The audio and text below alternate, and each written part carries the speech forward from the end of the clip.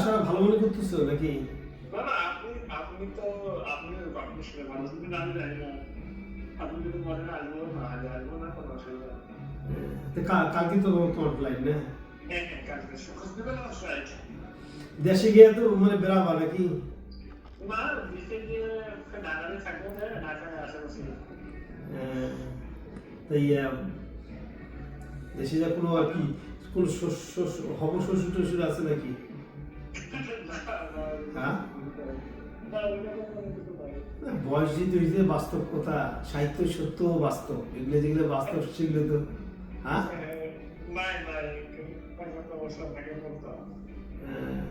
যাই হোক, দোয়া করি পরিচয় যেহেতু হয়েছে ভালো থেকো। না আসে, আসতেছে না, আসো, দেখা হোক, কথা বলে। বিষয়টা তো আসলে সিরিয়াস। কারণ হচ্ছে যে ওনার যেভাবে থাকতেছে আমি তো থাকতে পারতেছি না, কারণ উনি আমাকে কথা দিয়ে দিচ্ছে, এখন তোমার কথা না রেখে হঠাৎ করে চলে যেটা বিষয়টা খারাপ দেখায়।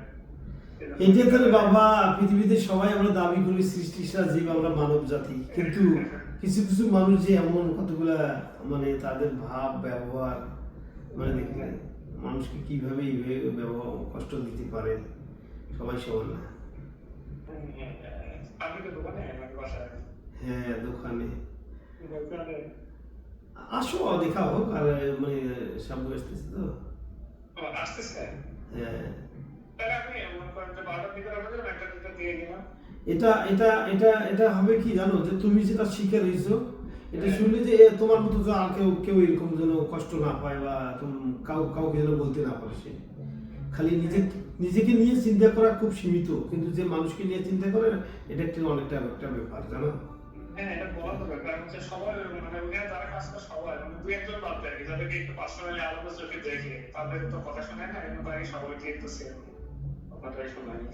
তা ঠিক আছে, ভালো থাকো, আসো না, দেখা আচ্ছা যাবে। ঠিক আছে, আমি দুপুরবেলা আসতেছি, ঠিক আছে? আচ্ছা, আচ্ছা, আচ্ছা। চলো।